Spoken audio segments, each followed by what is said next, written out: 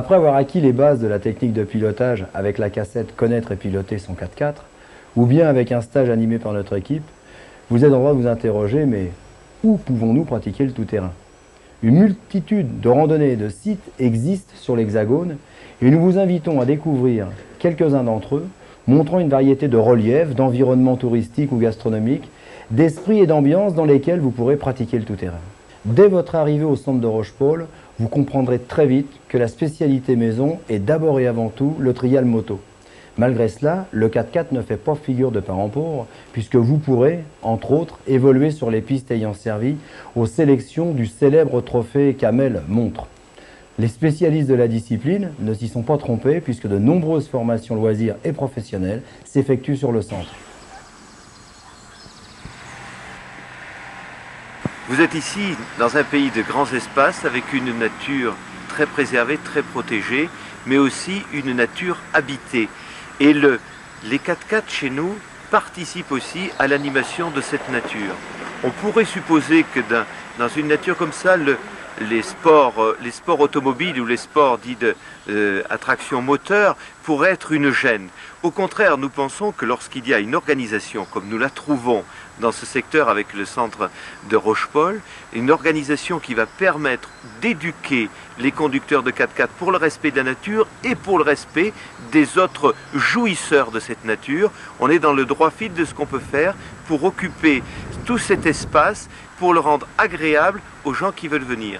C'est une grande chance pour nous que d'avoir toute cette clientèle qui est passionnée par l'auto verte, toute cette clientèle qui est passionnée pour revenir dans ces pays qu'elle avait un peu délaissés et qui trouve au travers du 4x4 un moyen de jouir pleinement de tous ces espaces, de toute cette nature. C'est pour ça que nous sommes très heureux de pouvoir concilier à la fois les sports, j'appellerais très écologiques, et les sports écologiques aussi, qui sont les sports de 4x4.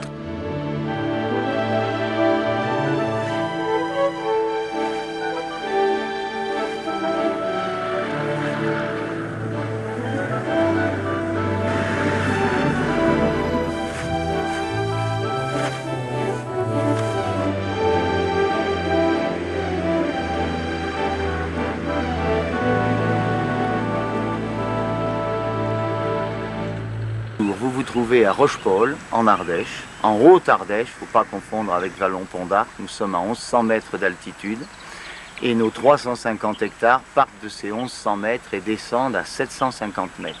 Nous avons 3 vallées, nous avons de quoi beaucoup s'amuser en 4x4 et en moto de trial. J'insiste, nous faisons du 4x4 de franchissement, c'est pas rapide, nous n'avons que des pistes étroites et assez dénivelées, qui sont suffisamment larges pour ne pas rayer les carrosseries des beaux véhicules, mais on ne peut pas rouler vite, donc il ne faut pas venir s'entraîner ici pour faire le Paris-Dakar. Nous faisons aussi beaucoup de trial. Moi, ça fait 36 ans que j'en fais, alors j'ai toujours beaucoup d'amour pour les motos de trial. Nous en faisons beaucoup, nous faisons beaucoup de stages et nous accueillons tous ceux qui veulent venir.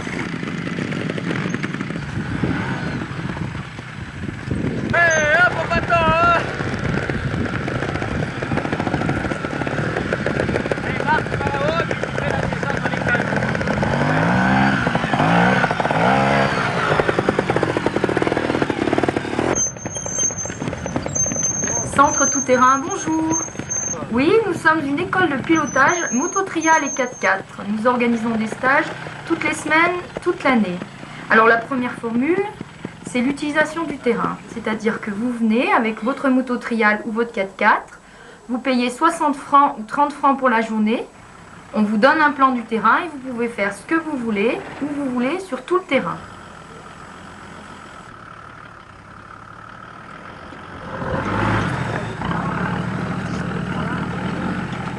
Effectivement, nous avons aussi des hébergements. Nous avons 30 lits de gîte, alors formule accompagnée de repas par nos soins, ou vous pouvez vous faire la cuisine tout seul dans votre gîte. On a aussi un camping sur place, et si éventuellement vous préférez être un petit peu à l'écart, vous avez possibilité d'avoir de l'auberge rurale jusqu'aux 3 étoiles dans toute la région.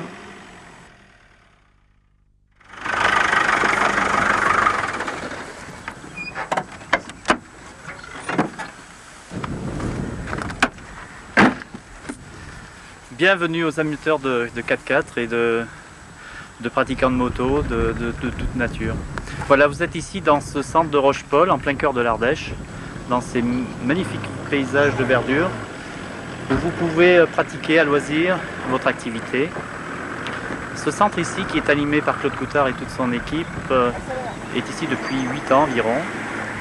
La collectivité donc de Rochepol, la municipalité, le maire et ses adjoints ont souhaité vivement que soit implantée une structure de ce type pour faire vivre un petit peu l'économie de Rochepol, mais aussi de ses environs, parce que nous vivons aussi sur des CIVOM, sur des associations de communes, où des investissements sont faits pour des systèmes hôteliers, des systèmes d'accueil à la ferme, et tout ça. Donc il faut faire vivre un peu tous ces gens, et c'est pour ça que l'idée est venue et a été mise en place donc il y a 8 ans.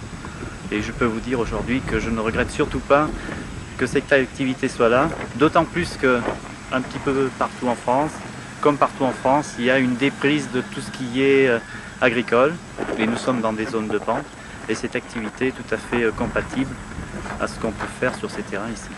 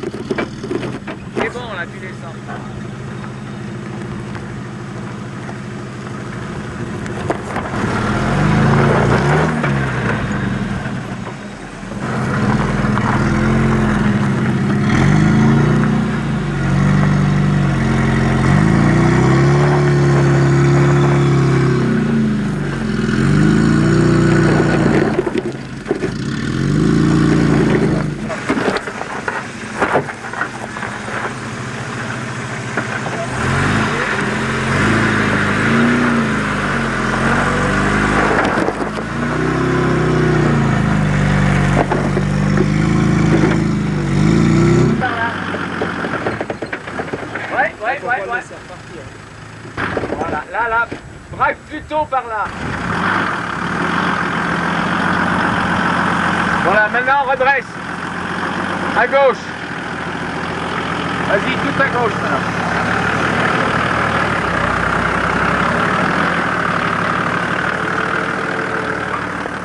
Toujours tout droit. Voilà. Viens encore sur moi, comme ça, là. Là, et stop.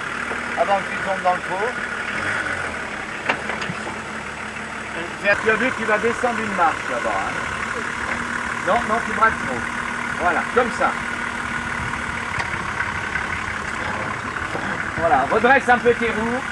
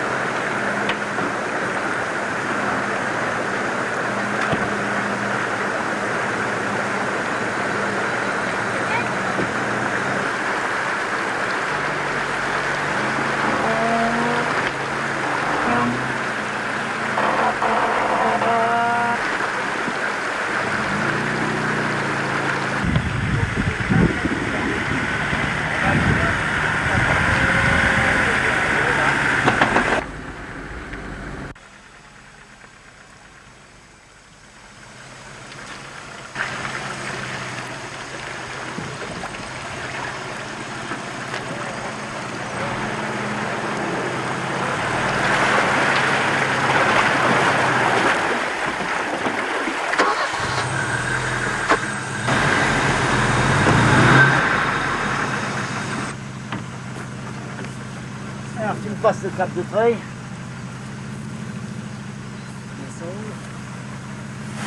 Les gants.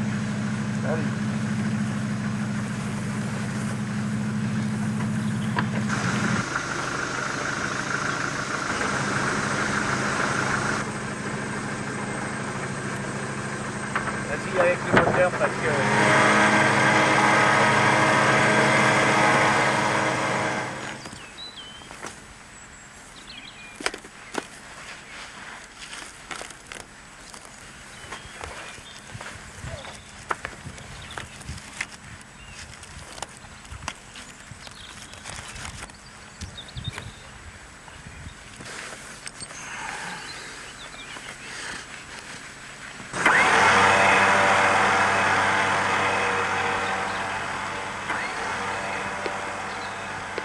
Ces terrains peuvent aussi vous aider à vous entraîner sur des endroits parfaitement adaptés aux exercices de treuillage.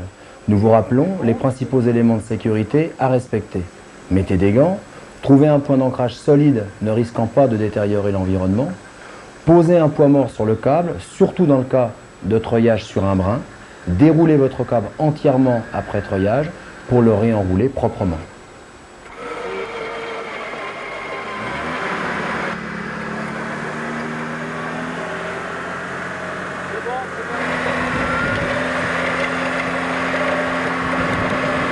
J'arrête une seconde pour voir flamber le câble.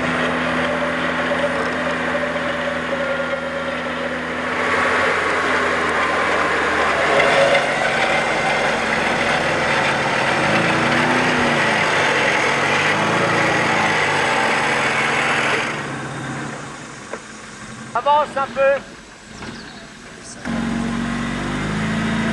Ok.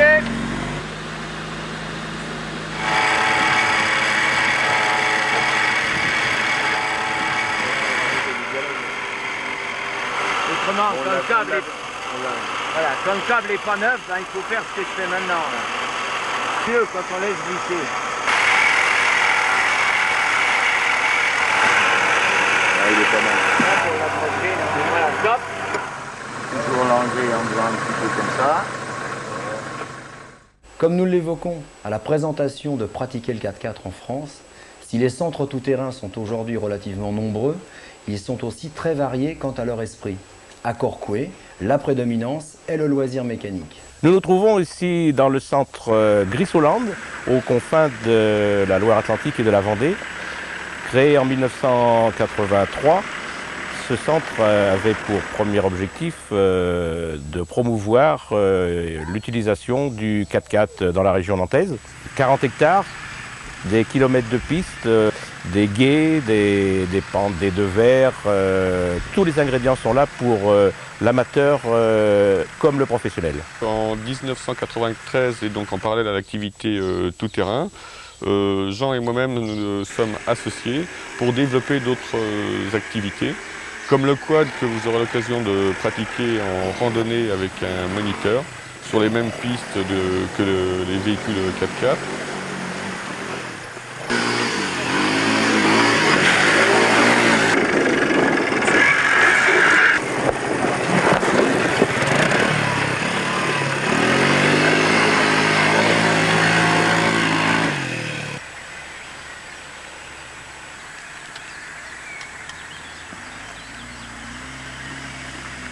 Vous aurez aussi l'occasion d'essayer des planches à moteur que l'on appelle du skateboard. Ce sont des gros skateboards motorisés.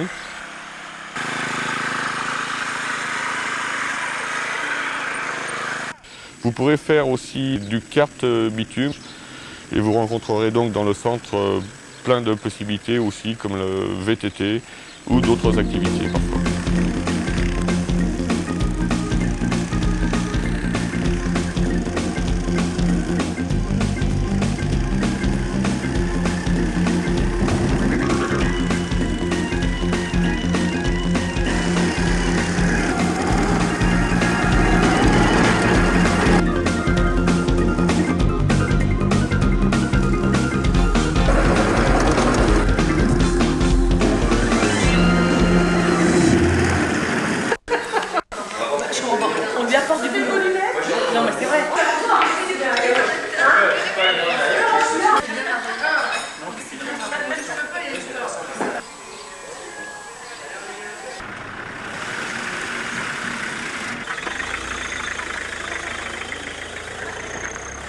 depuis de nombreuses années.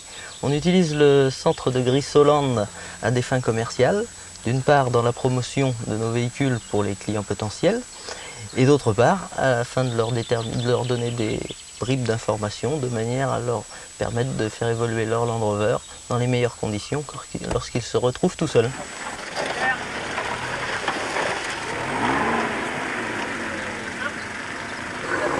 Fais ton volant en même temps, fais ton volant.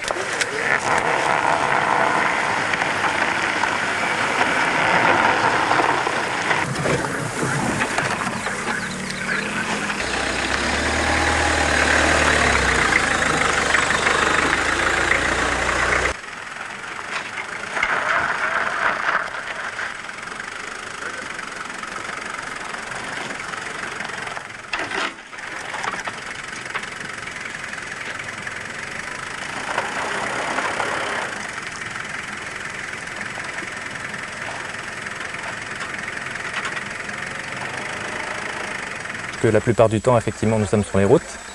Et après avoir fait l'expérience avec Pierre Lemoine, qui nous a emmenés dans le désert l'année dernière, c'est vraiment bien de pouvoir tester le véhicule un petit peu dans la boue et puis dans des positions un peu difficiles ici.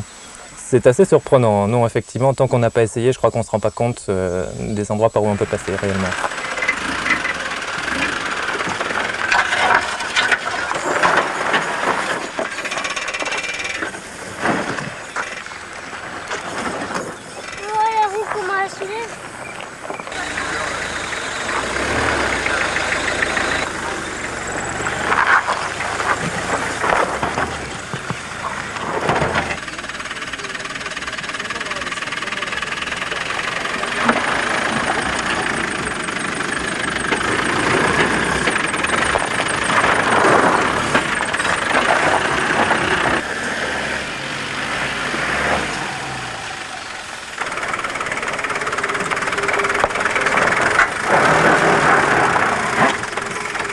Fais gaffe à l'arbre, mais serre à gauche. Attention à l'arbre, hein, parce que t'es plus en recul que le disco là.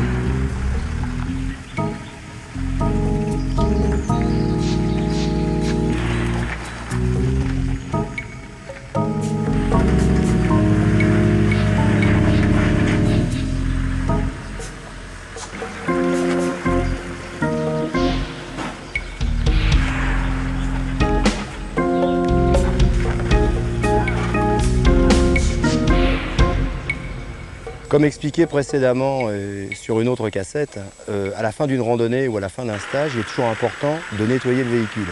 Le nettoyer de l'extérieur et surtout le nettoyer en dessous, au niveau des freins, au niveau des roues, pour éviter tout déséquilibre. Sur un centre tout-terrain spécialisé comme Grissoland, une aire de lavage est mise en place avec une rampe qui nous permet de nettoyer l'extérieur et le dessus.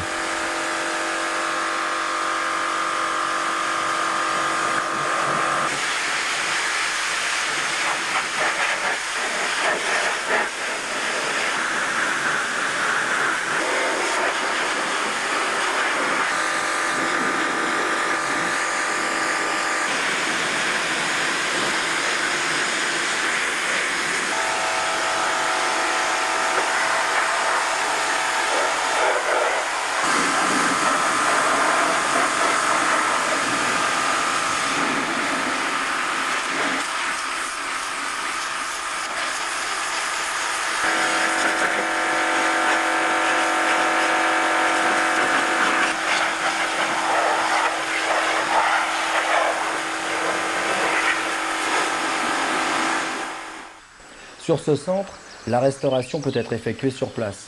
Comme tout bon site tout-terrain, il s'appuie sur un hébergement de qualité. L'hôtel du Pont de Sénart est ici représentatif de l'accueil et du calme de cette région. Situé à 40 km à l'est d'Avignon, le domaine de la Yacht Basse pourrait également se nommer Passion Trial. Les membres de l'équipe de Lydia et Olivier sont tous pratiquants assidus du trial 4x4. Cet engouement ne vous empêchera pas de découvrir dès votre arrivée une ambiance et un accueil idéal pour une journée entre amis. Farniente et Senteur Provençal seront ici vos repères. Le domaine de la Yacht Basse, c'est une longue histoire d'amour, d'abord avec ce pays, de la Provence que j'aime profondément, dans lequel je suis né et dans lequel j'ai toujours vécu. Et c'est une longue histoire d'amour entre l'agriculture et en même temps ce virus que nous avons pris, qui est le 4x4, sous toutes ses formes, pour avoir traîné nos souliers au bord des pistes de trial, en enviant les pilotes à l'époque célèbres, qui emportaient tous les lauriers, qui nous régalaient de leurs exploits. Et puis on s'est dit pourquoi pas, avec Lydia, mon épouse, on s'est dit pourquoi pas agrémenter dans ce domaine qui se prête tout à fait à ça, une activité qui se rapporterait au 4x4. Et donc en 5 ans à peu près, on a développé le domaine sur le plan du franchissement, sur le plan des activités 4x4 de tout crin. J'ai su m'entourer, heureusement, parce que sans eux, j'aurais jamais pu rien faire, d'une équipe d'amis fidèles qui travaillent avec nous sur le domaine, où nous pouvons recevoir donc 1000 sortes d'activités 4x4, que ce soit du trial pur et simple, du championnat de France, des séminaires. Nous avons plaisir à recevoir des concessions automobiles qui viennent amuser leurs clients, faire des stages de formation pour les vendeurs, les pompiers, enfin tout ça, mais toujours avec ce sens, comme nous les Provençaux, de la convivialité, de l'accueil informaliste, c'est-à-dire le 4x4 c'est une passion que nous essayons de faire partager au domaine. Ça va du moment que nous allons passer le soir au bord de la cheminée en discutant des exploits réalisés pendant la journée par les pilotes, par tous les gens qui sont avec nous, sur ce qu'on va faire le lendemain, et en même temps une fête le soir près de la cheminée, à table, en buvant un coup ensemble, en évoquant cette passion qui est la nôtre, qui est très difficile à gérer, comme tout le monde le sait, mais qui en même temps nous apporte tellement de joie et de plaisir. Donc le domaine, c'est une fonction agricole, une fonction accueil et en même temps une fonction tout terrain, dans laquelle je pense, j'espère, je dirais pas les clients, les amis qui viennent chez nous peuvent s'exprimer pleinement et profiter de cette joie du plein air, de la Provence, du Luberon, du Ventoux qui sont autour de nous et goûter à la bonne table de Lydia, fine cuisinière, et en même temps profiter des quelques humbles conseils que nous pouvons leur donner.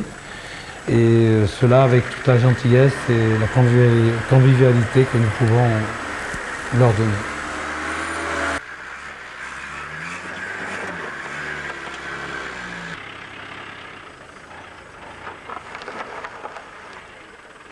Comme d'habitude, on frotte mais on ne tape pas du tout.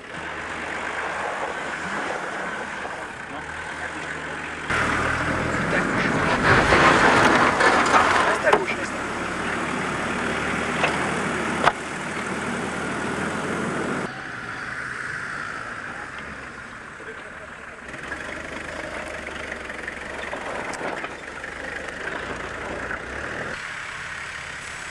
Allô Christophe, tu m'entends?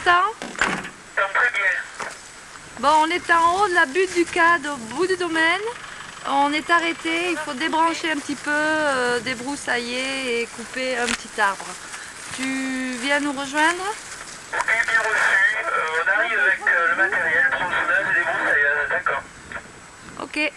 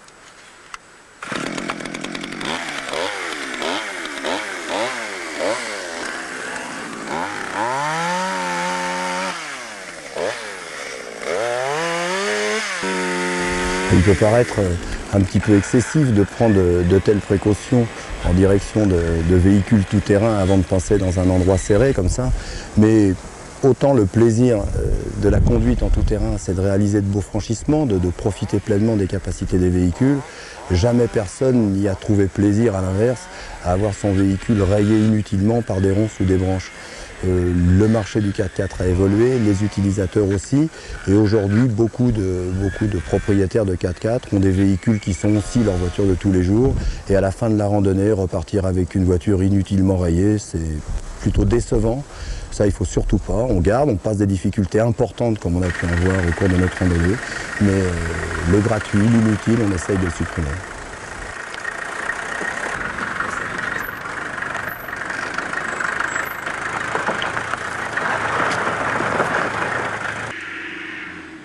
C'est un domaine que je connais personnellement parce que j'ai pour habitude de l'utiliser puisque nous sommes concessionnaires Nissan tout près d'ici. Nous avons 4 concessions et donc nous l'utilisons pour la formation des vendeurs et parfois nous venons même avec des clients pour les initier un petit peu à la pratique du 4x4. Et c'est vraiment un cadre idéal pour la pratique du 4x4.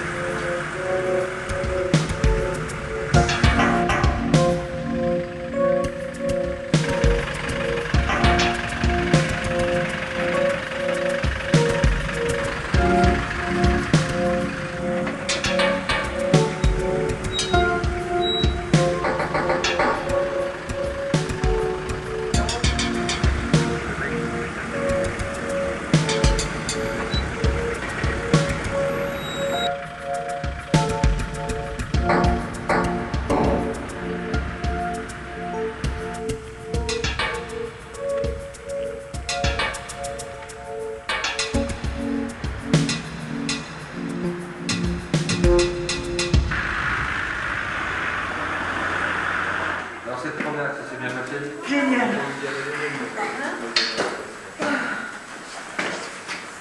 Je vous avais dit que jusque-là, ce serait presque pour ébarrer. Belle balade. Très belle balade. Ah, la belle balade, À la balade. Et merci pour l'accueil. Christian Millot, du célèbre guide Goemio, écrivait récemment « Si un château méritait de pouvoir inscrire sur son étiquette crue exceptionnelle, ce serait l'Astour ». Pierre Lartigue, lui, champion du monde des rallyes raids, a adressé au centre la dédicace suivante « Cette victoire est aussi la vôtre ». Et grand nombre d'anonymes n'ont cesse de nous remercier lorsque nous utilisons ce site grandiose pour nos organisations. Du sérieux de Jean-Marie Linière à la gentillesse de Michel Sarrazin, en passant par l'incroyable efficacité des membres du CAT, à votre tour vous serez séduits. C'est un lieu de passage depuis la plus haute antiquité. La voie domitienne passait à l'est de l'Astour. Le nom château de l'Astour, ça veut dire Castrum de Turibus, c'était le château des Tours. C'était un point de ralliement sur les différentes tours de guet qui gardaient la voie domitienne. Et au XIIe siècle, c'était une étape régulière sur la Via Mercaderia qui reliait Narbonne à l'Espagne. Bonjour. Ça va, ça y est, vous arrivez là? Ça y est. Vous, ça a été bon?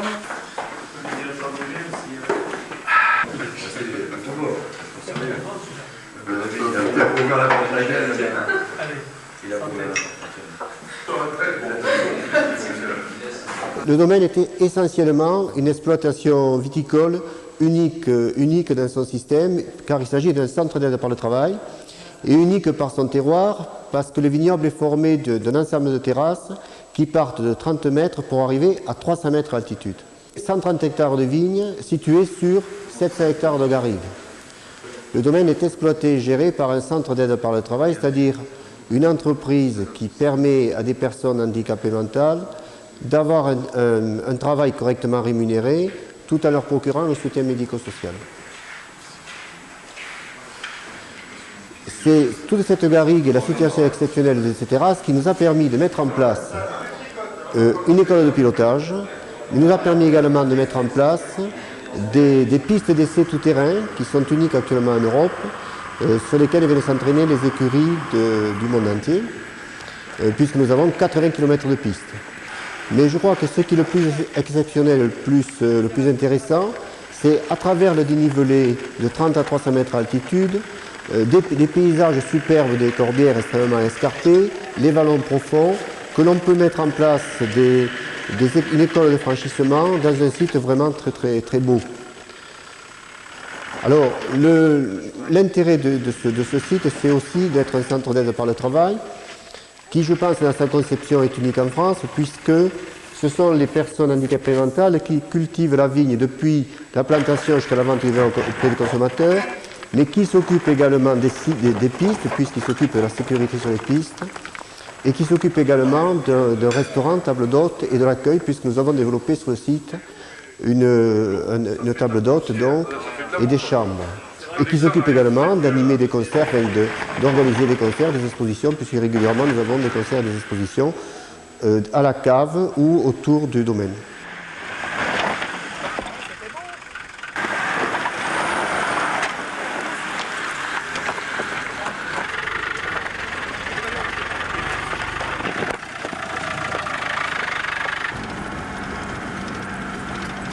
Je crois que ce qui a changé aujourd'hui dans la demande de la clientèle 4x4, c'est que si autrefois les gens allaient dans des clubs pour utiliser leur voiture d'une façon un petit peu cow-boy, avec des engins qui étaient très différents de ce qu'ils sont aujourd'hui, par exemple les BJ40, les vieux Land Rover, etc. Aujourd'hui, ce que nos clients attendent, c'est de pouvoir utiliser leur voiture tous les jours au quotidien, en ville, sur la route, et également pour se faire plaisir pendant le week-end. L'intérêt de venir ici à l'Astour par exemple, c'est d'avoir un site qui est prévu pour faire du 4x4, donc on a les autorisations, on sait qu'on va à des endroits qu'on ne va pas abîmer parce que c'est prévu pour, et nos clients peuvent donc utiliser pleinement leur 4x4. Et nous en tant que concessionnaire, il me semble qu'on a un petit peu pour mission de donner la possibilité à nos clients d'utiliser pleinement leur véhicule. Alors pour ça, on organise des stages de formation qui permettent aux clients de conduire leur véhicule en toute sécurité et de découvrir tout ce qu'ils peuvent faire avec leur 4x4.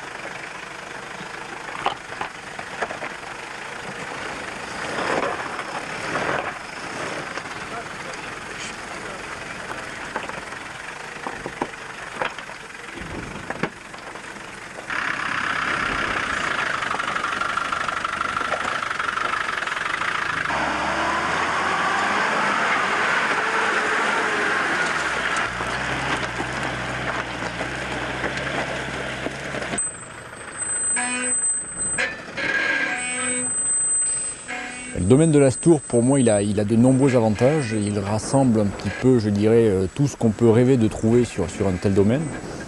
D'abord un accueil, aussi un climat, c'est vrai, mais surtout des dizaines et des dizaines de kilomètres de pistes, présentant toutes les difficultés que l'on peut rêver de rencontrer, qui permettent de mettre en valeur l'apprentissage qu'on peut faire découvrir, je dirais, aux participants des séminaires que je suis amené à organiser, et puis aussi un domaine qui nous permet d'associer au 4x4 d'autres activités, que ce soit le VTT, que ce soit l'équitation, que ce soit des activités d'eau vive, qui se marient très bien avec la pratique du 4x4.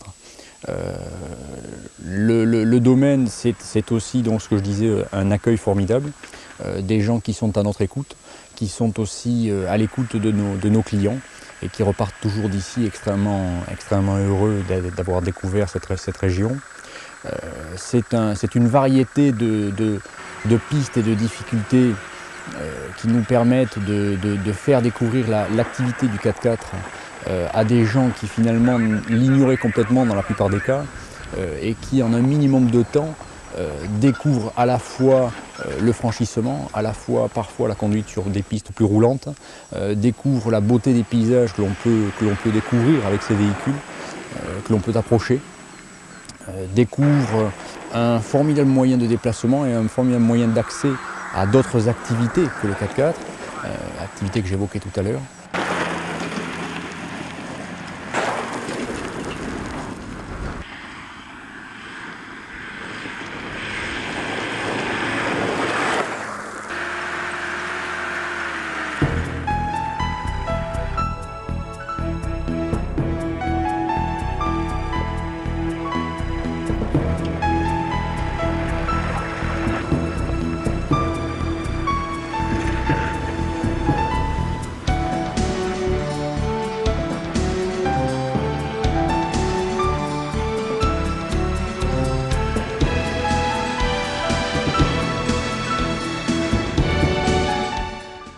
À 30 km au sud de Verdun, non loin de la vallée de la Meuse, le domaine de la Marsoupe et la famille Méo qui l'anime nous offre un authentique mélange de nature et d'histoire avec un grand H. Si le tout-terrain est un élément moteur de cet établissement, les ingrédients naturels de votre week-end sont largement représentés.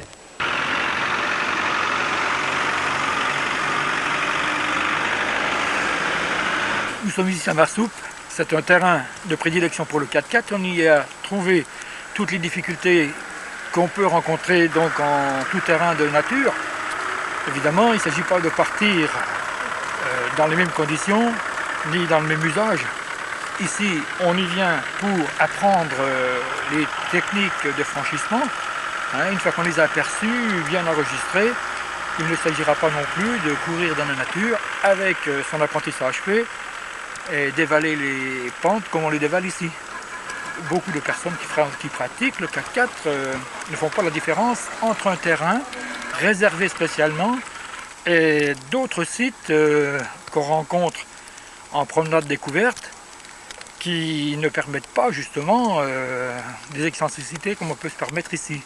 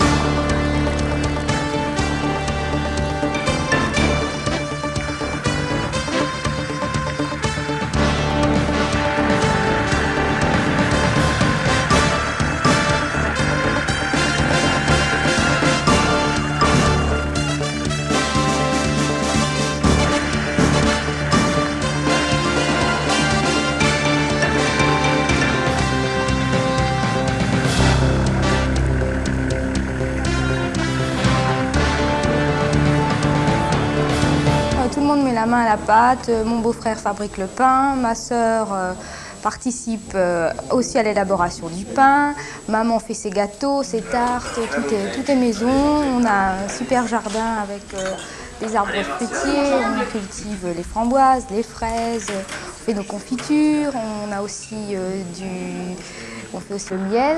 Alors on a des ruchers, des abeilles et puis chaque année on récolte notre miel. Et puis, qu'est-ce qu'on fait encore? Du vin, on a fait un petit élevage de truites. Enfin, maintenant, elles sont devenues très grosses. Ouais, de la truite, de la carpe. Et puis, alors on invite les gens aussi à les pêcher, mais en général, on les cuisine nous-mêmes, filet ou au bleu, ou, voilà.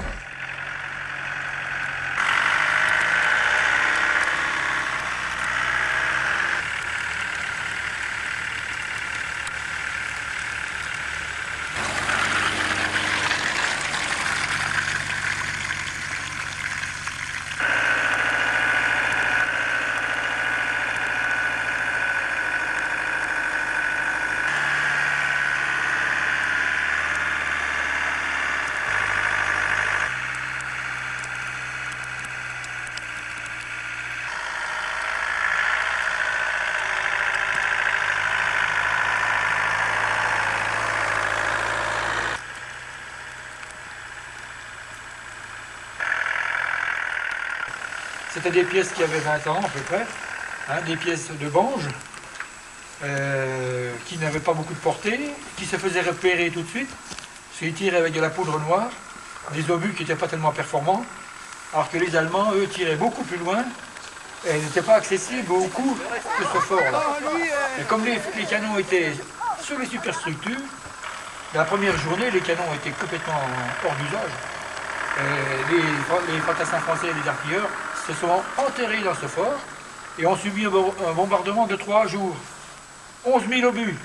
Tous les troufions qui étaient là étaient complètement abasourdis, apeurés. Hein. Ils étaient recroquevillés sur eux-mêmes en attendant que ça cesse. Et il paraîtrait quand même qu'ils se seraient laissés un peu surprendre par l'assaut. L'assaut aurait commencé vers 6 h du matin. L'artillerie tonnait, ils ont levé le tir, les obus tombaient un peu plus loin. Les fantassins allemands qui attaquaient de tous les côtés du fort ont même pris des obus allemands quand ils ont levé le tir, ce qui a freiné l'équipe qui était sur le secteur.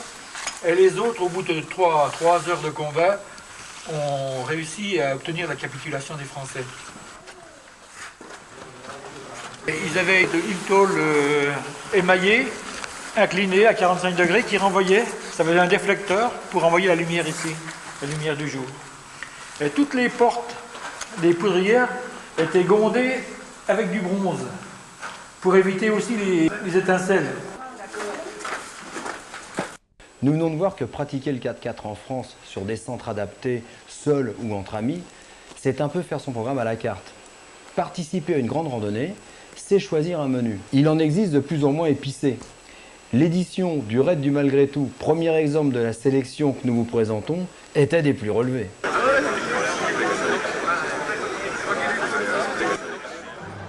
Vous êtes dans un raid, dans une randonnée touristique, un GR balisé que le conseil régional qui met les panneaux vernis, vous en voyez de temps en temps. Reculez.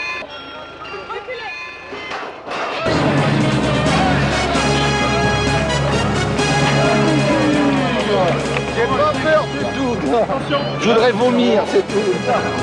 Bon, allez, on y va. Salut, Ben, à bientôt.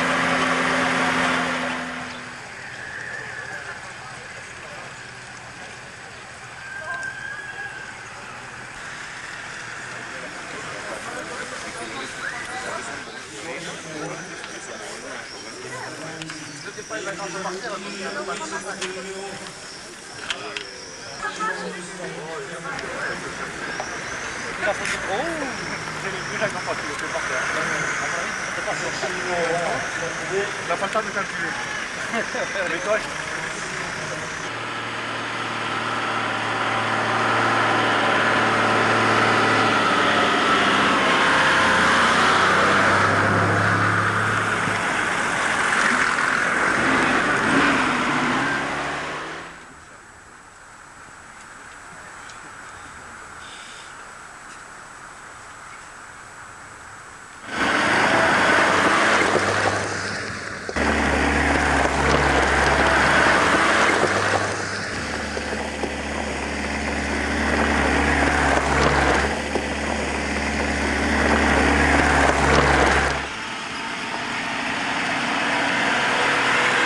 Un petit ricard ou un petit whisky? Allez, il y a une bière. Et il va pas faire verchameler avec les verres. Bonjour monsieur. Malgré tout, c'est par là. Ouais, c'est par là.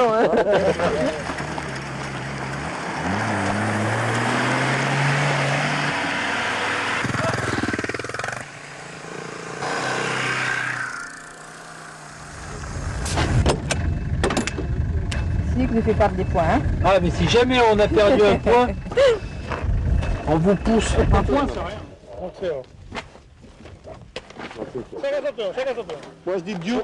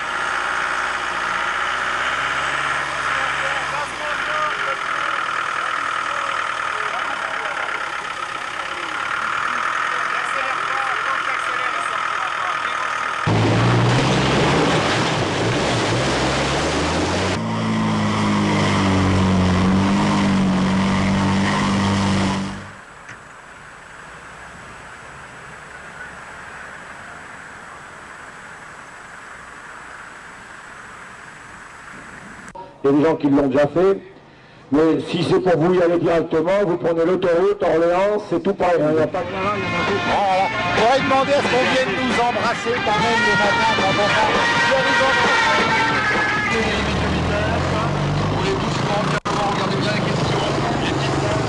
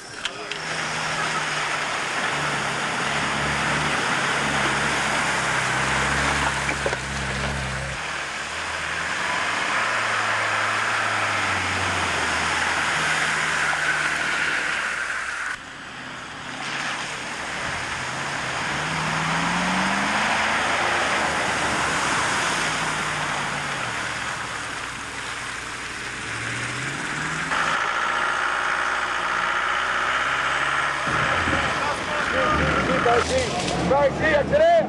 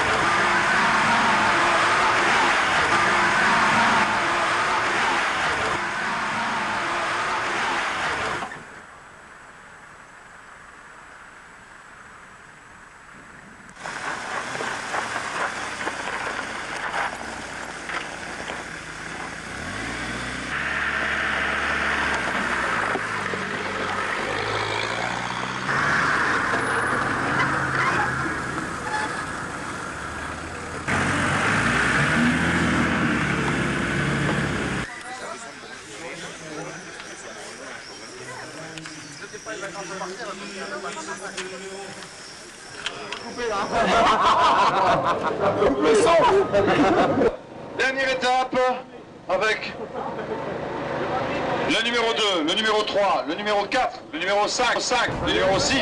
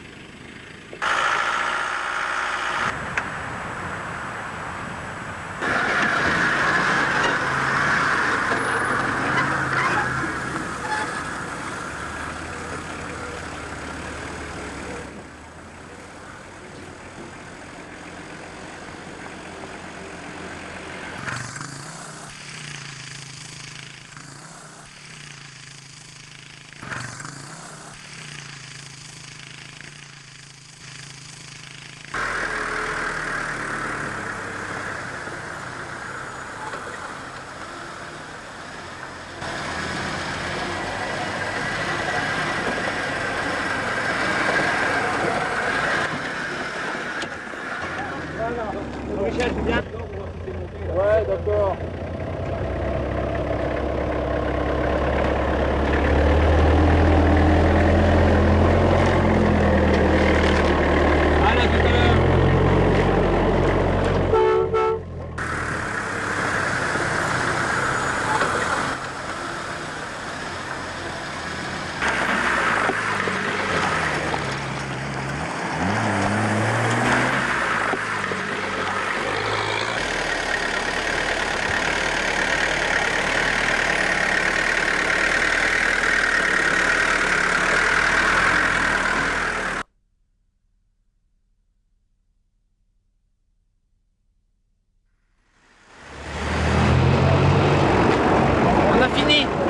Sans trop rien casser.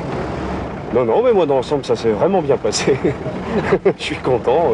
Ça fait encore plein de souvenirs. J'espère qu'il y en aura encore de nombreux. Très bien, super, rien cassé, super. Pas de crevaison, super. Belle édition. Belle édition, ouais. On reviendra. Par rapport aux autres? Par rapport aux autres, pas mal. Pas mal, pas tout à fait assez dur.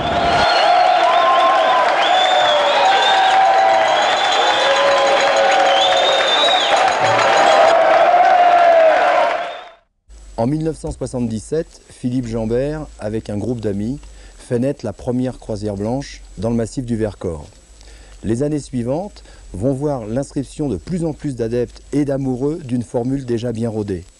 Mais c'est dans les années 84-85 que la croisière blanche connaît le plus grand tournant de sa carrière, avec son passage du Vercors à Orsières-Merlette et surtout la venue du groupe Total, représenté par Jean Gallard, qui par ses moyens va apporter une nouvelle dimension médiatique à cette classique. Comme pour les randonnées de l'époque, Hannibal, Scottish Tour, Aneto, Iberica, Hexagonal, Azuro et Plein Sable. Aujourd'hui, accompagné de nombreux sponsors, on peut décliner la carte d'identité de la Croisière Blanche 1995 avec les caractéristiques suivantes. 230 équipages engagés automoto, dont 25% d'étrangers. 250 km de pistes répartis sur 3 boucles. 21 communes participent à l'accueil de ces concurrents dans les vallées du Champsaur et du Gapençais. Une équipe très soudée et souriante de 80 personnes qui assure l'organisation et le bon déroulement sous la direction de Jean-Louis Mileli.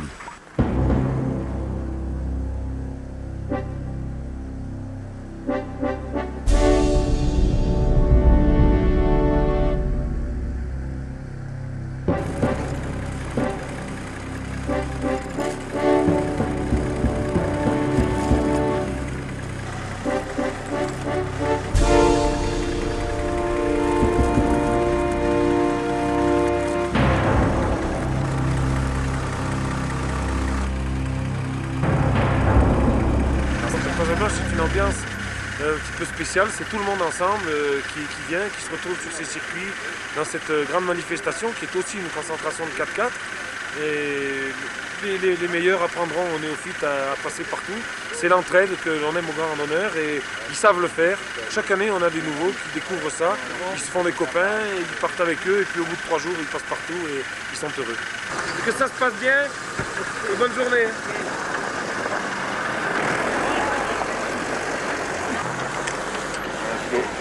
125, on va te donner le carnet de bord. Ok. Merci bien. Bon, suivez le roadbook sans problème. Vous prenez pas le repas à midi? Non. Bon, vous pique-niquez, vous arrêterez de toute façon avec les autres qui seront au restaurant. Ok. Et vous vous arrêtez au soleil, de toute façon il n'y a pas de problème. Là-bas c'est au soleil obligatoirement. Ok. Merci bien. Bonne journée.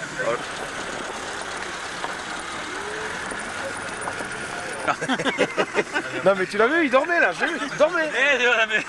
Puis après il va m'appeler qu'il est perdu. Une nuit, hein, une bonne nuit alors. Ouais. Bonne journée les gars. Merci, au revoir.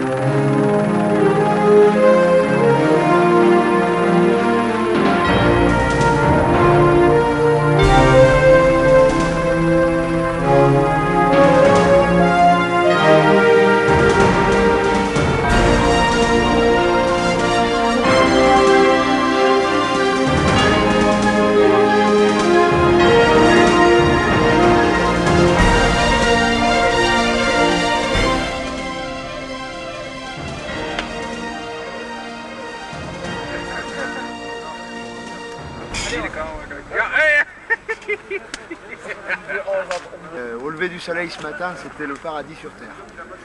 Et puis avec tout ça, la nuit ici, c'est tout à fait fantastique. Nous venons du Calvados. Ce qui se voit aux huîtres, et puis à ce qui est là pour les accompagner. Je retrouve normalement, vous le reprenez à la page 14, case 133. Et de toute façon, vous verrez avec eux, hein, ça, les groupes, il n'y a pas de problème.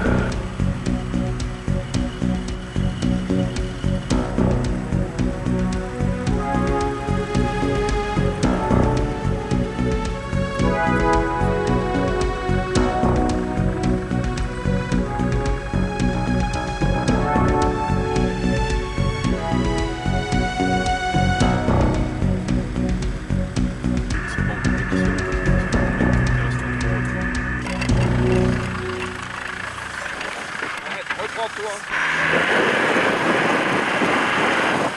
Tourne tes roues, voilà.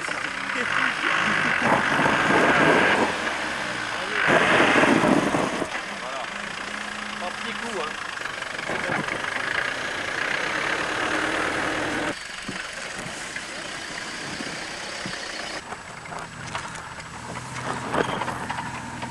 Là, il y a la place. Arrête là, reprends-toi. Reprends-toi maintenant.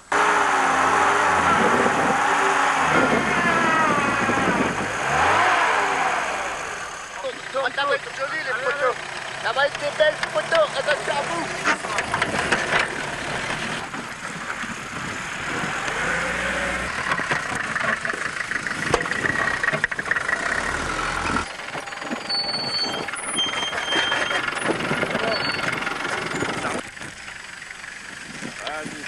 Vas-y, c'est bon. Arrête. Recule.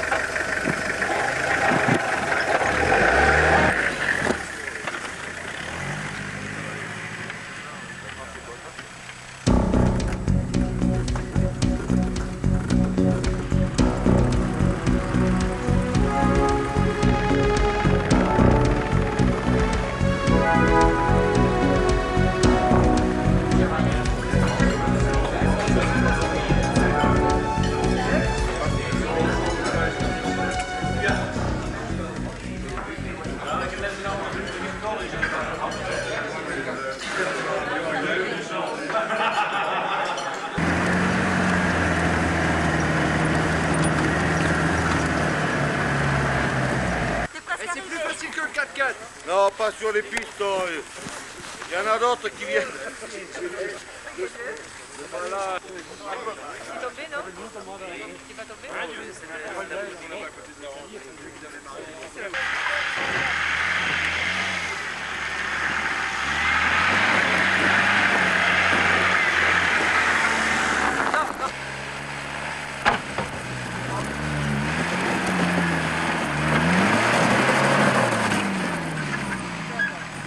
Hop, comme ça. Comme ça.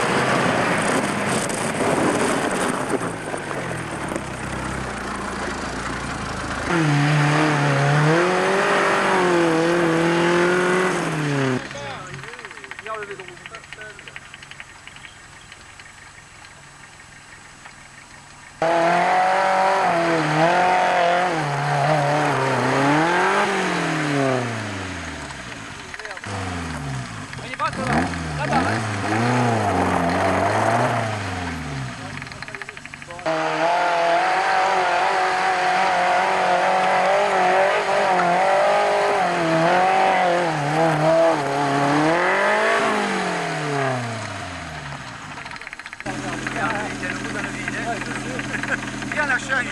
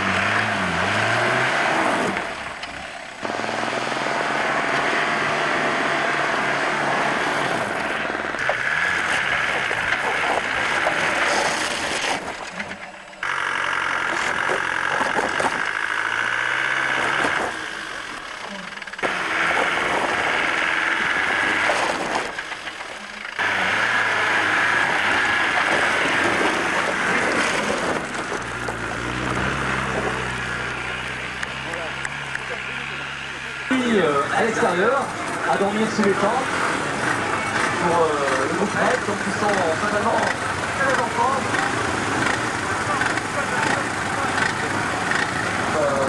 Ainsi, en passant de droite à gauche du droite. Robert, il a plein de tickets boissons pour l'arrivée à Orsières, le vin chaud. N'en abusez pas, hein. Ok? Attention à la descente, s'il vous plaît. Pour elle. Oui, super. En avant de moi. Ça part en boucle. C'est bon, c'est tu as.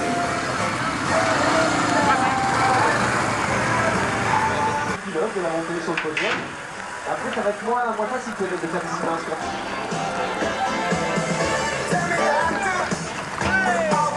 Ticket boisson pour l'arrivée à Orsières, petit tour. Excellente ambiance un peu mouillée, mais là où il y aura de la neige, ce sera super. Le noter.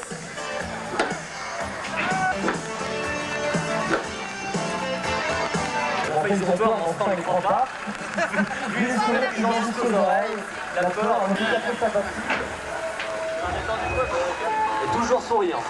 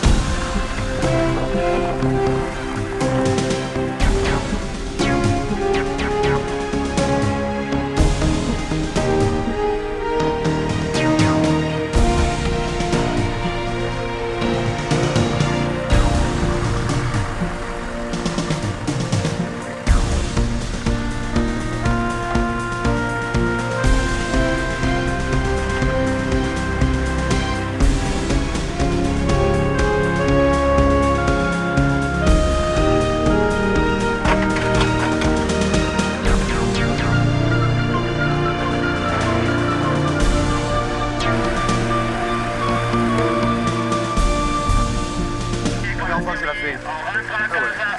Première croisière blanche. Oui. Et ravi. Ça va, mais la prochaine fois je m'inscris dans un groupe Orette, ça sera plus facile. Bonne route. Allez, au revoir. Au revoir. La croisière blanche, c'est la 4e que je fais moi. Et le circuit de nuit est vraiment merveilleux. Ouais. Dans le bord du Drac, ils ont un petit peu modifié, et vraiment très très beau. C'est beau. Pas de difficulté insurmontable. On est entouré quand même. Ça peut être pratiqué par tout le monde ou... Ah, pratiqué par tout le monde, oui. Il y en a qui chacun roule à sa guise. Bon, celui qui se sent audacieux, il roule au ralenti, faire à sa main. Et celui qui veut envoyer, il envoie. Non, c'est très très bien.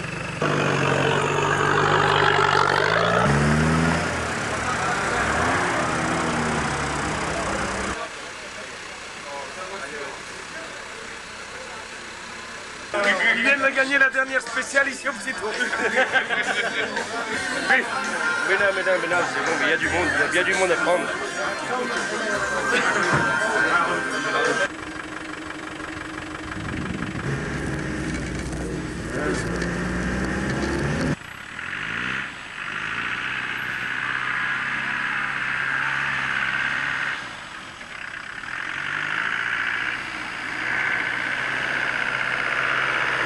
Puis en tant que médecin, c'est la 6e année, à peu près.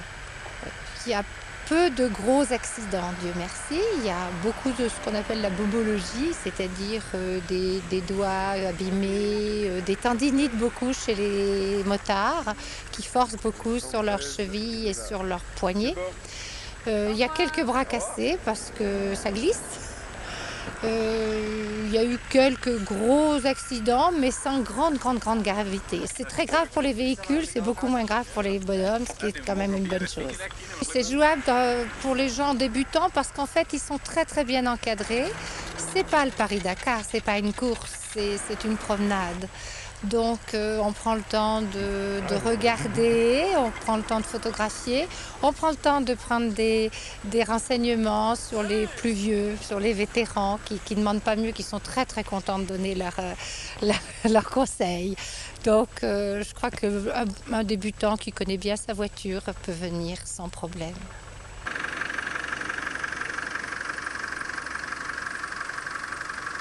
Alors la continuité de ce type de randonnée, je crois que c'est lié avec l'évolution des voitures, l'évolution des 4x4 qui deviennent de plus en plus des véhicules de loisirs.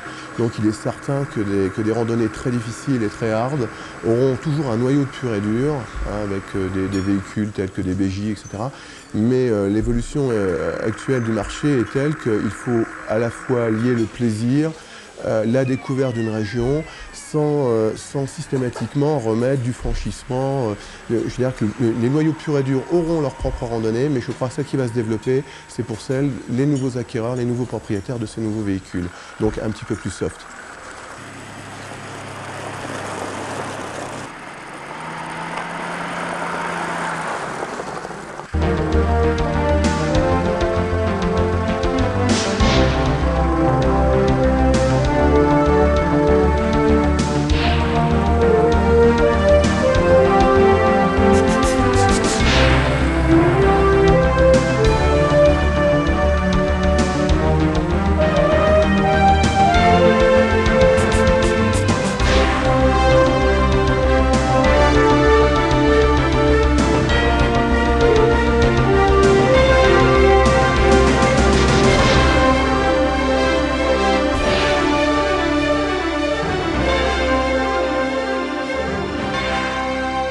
Au prime abord, une randonnée 4x4 et moto avec près de 250 véhicules peut apparaître comme une folie.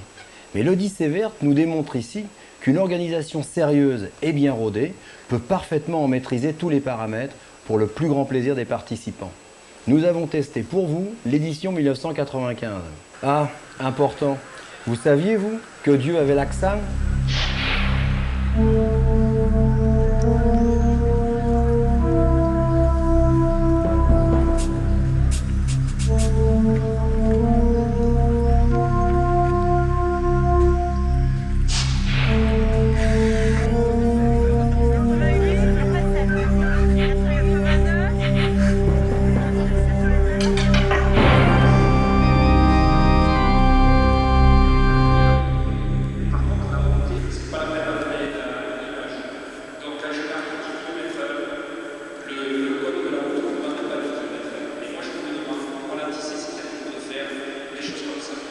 c'est avant tout la fête, ça veut dire que vous prenez tout votre temps, vous vous baladez, vous arrêtez si vous le désirez, vous regardez un paysage, vous repartez, il n'y a pas de lézard. Nous on est là-bas à Carcassonne, on vous attend. L'an dernier on était je crois présent jusqu'à 4h du matin à peu près.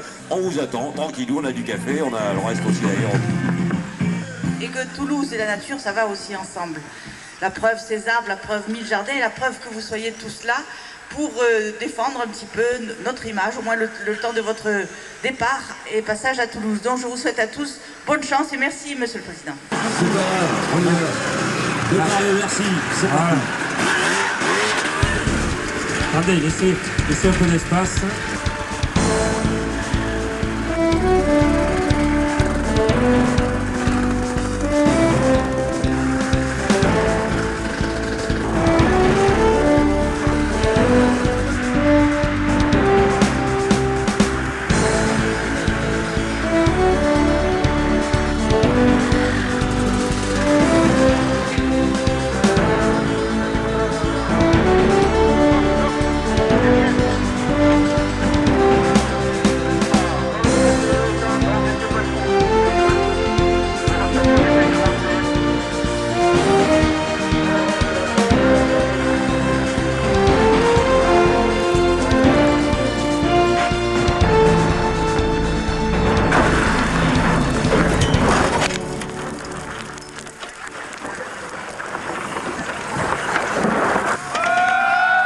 Sur une grande randonnée qui regroupe des niveaux variés de franchissement, il est indispensable aux organisateurs de tester, de vérifier les capacités de conduite de leurs participants. C'est ce qui fut fait sur le circuit de Candy lors de la première étape Toulouse-Carcassonne. Marche arrière, aïe aïe aïe aïe, je ne vais pas faire.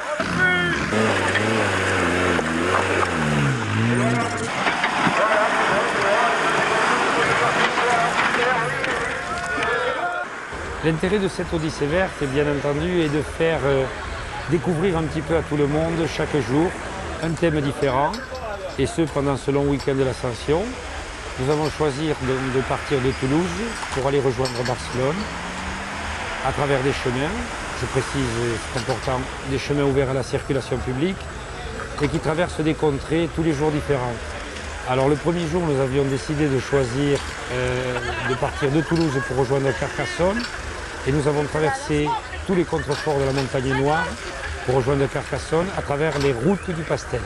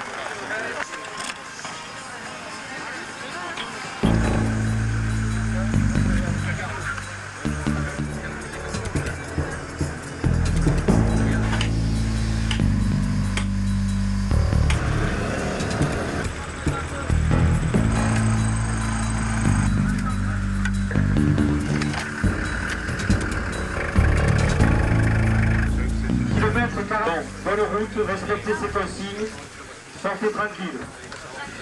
Alors,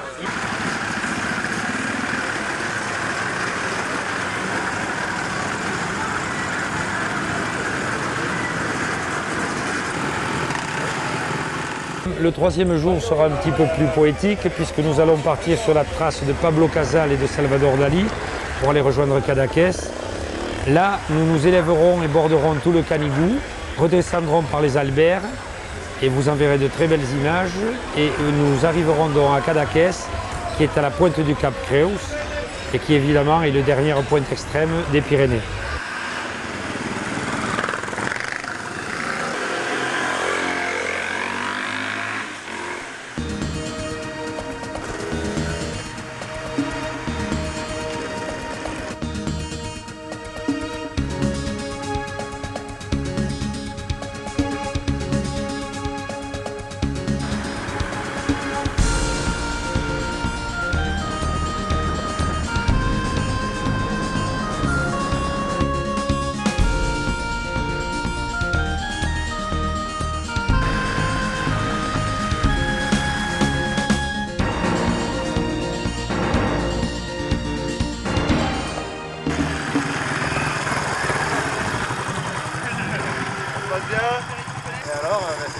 il fait pas froid, hein. Il aime...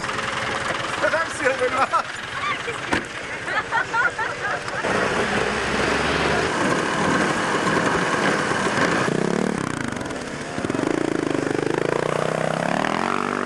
Le numéro 16.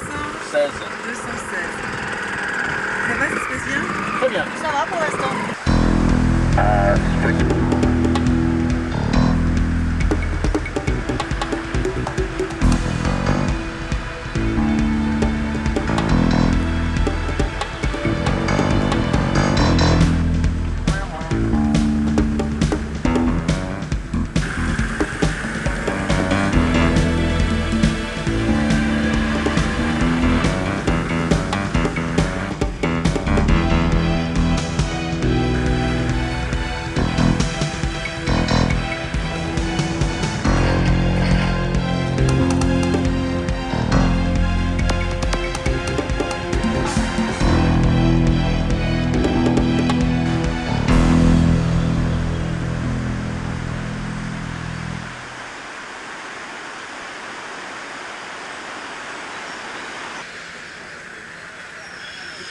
Vous êtes sur du goudron. Comme on va être, pensez-y, on est là, pas trop dilué encore. C'est pour ça qu'on va le diluer à partir d'ici. Dans ce village, il faut y passer doucement. Motard comme moto, qui est amorcé juste au pied d'une...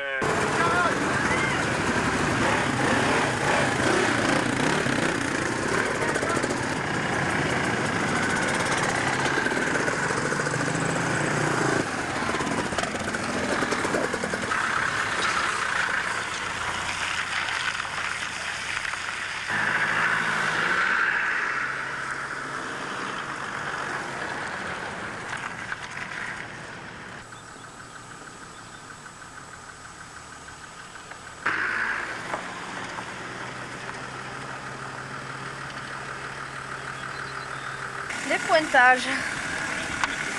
Pour savoir si tout le monde est passé, pour être tranquille. Pas en avoir un peu partout sur les pistes. C'était dur, hein? Ça secouait.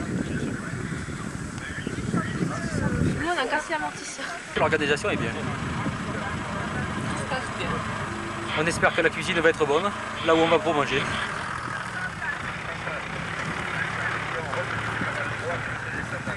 C'est très long, très dur. On est bien content d'être en Espagne. On va manger là. Ça a été, là, la dernière portion, c'est cassant. Que des cailloux. J'espère que personne n'aura éclaté le pneu. J'espère que ça n'est pas arrivé.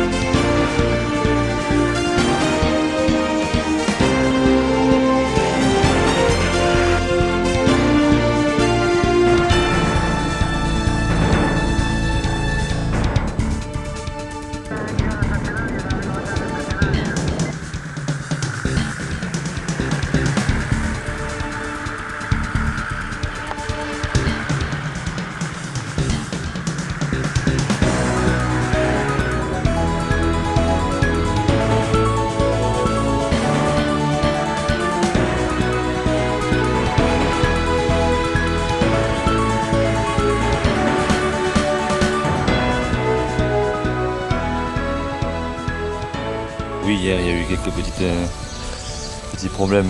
Disons que la piste était difficile, la piste trialisante. Et il y a eu beaucoup de chutes, des entorses, des fractures. fractures poignet, des doigts aussi.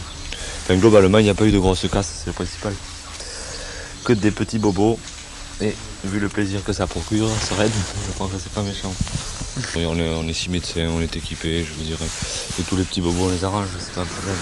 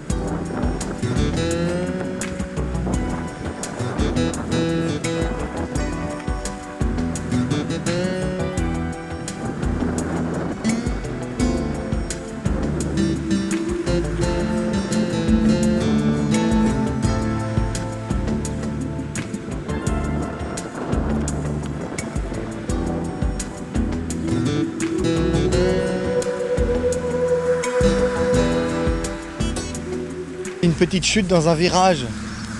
Je crois que j'ai forcé un peu et puis j'étais en contre-braquage et puis je suis allé trop loin, quoi. Donc j'ai fait une belle glissade et puis un roulé-boulé et puis voilà. Bon, là c'est pas méchant. Enfin bon, je suis reparti de plus belle après. Je me suis tellement fait plaisir. La moto est tombée, le pied il a roulé dessous. Et d'après qu'il était peut-être cassé ou au moins foulé ou une entorse du pied, enfin quelque chose comme ça quoi.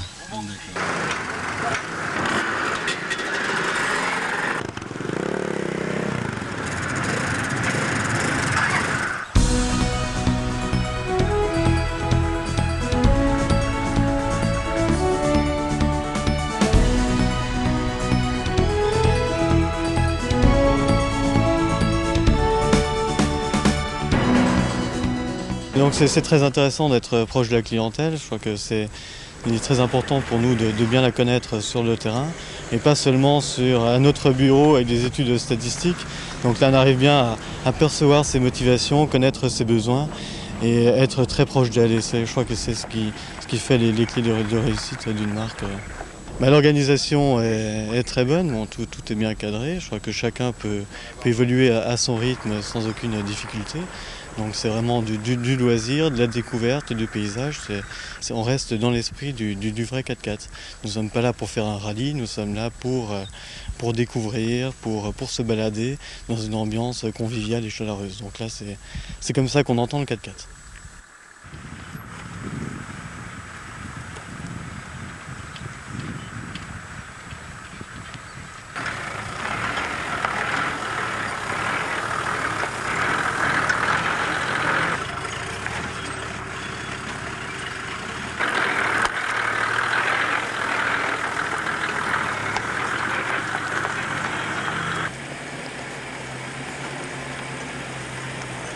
J'ai acheté un véhicule tout-terrain il y a à peu près 1 an et bon, je me suis un petit peu amusé dans les chemins, un petit peu dans différentes régions et d'avoir lu les revues et de voir la publicité, ça m'a attiré et j'ai trouvé 2 amis pour venir avec moi et je ne regrette pas, c'était super, super.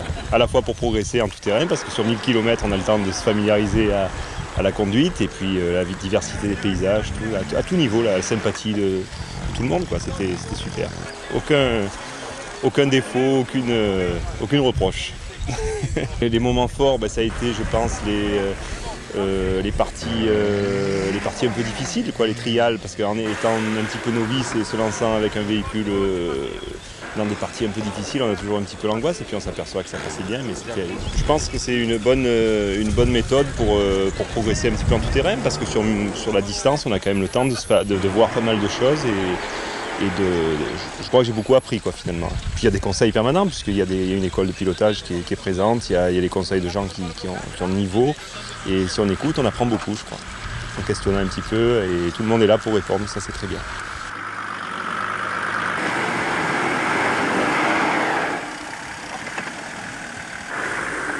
On se rend bien compte que là-dedans, dans ce domaine il y a toujours une bonne ambiance, les gens sont conviviaux, on pense aussi à s'arrêter, à boire un coup, à discuter. Enfin, il y a une ambiance que l'on retrouve vraiment dans ce sport. En ayant pratiqué beaucoup d'autres sports, je pense que celui-là, c'est peut-être pas un sport à part entière, mais enfin, il y a beaucoup de convivialité. C'est peut-être le point fort de la chose. Facile. Voilà, on appelle ça. Et entre moto et auto, il y a une petite rivalité, mais on s'entraide aussi. Hier, on a sorti un 4x4 d'une ornière, en fait, sur un chemin. Une boisson d'or, mais quand même, hein. Qu'est-ce que tu vois derrière? Le pied total. Ah ouais, je m'amuse comme un fou, c'est extraordinaire. Je suis très heureux, il fait beau, c'est très bien, on a plein d'amis. Tout le monde se connaît maintenant. On s'est régalé. Moi, c'est la première fois que je faisais un truc comme ça aussi. En plus, on est passé dans des endroits super.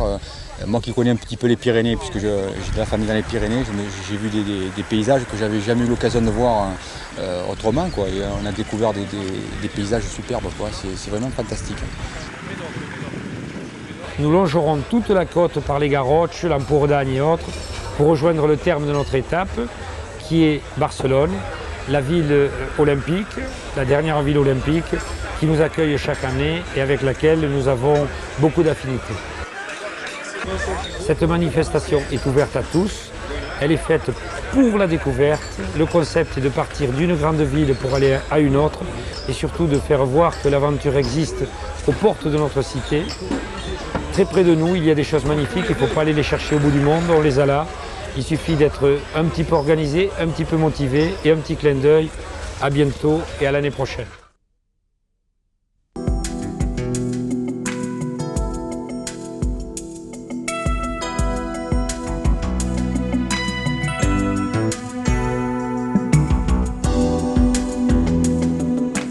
Les pratiquants du 4x4 et de la moto ont été psychologiquement bloqués à cause de la loi Lalonde de 91, mais il faut savoir que cette loi n'interdit que le hors-piste, c'est-à-dire le fait de sortir des voies de communication.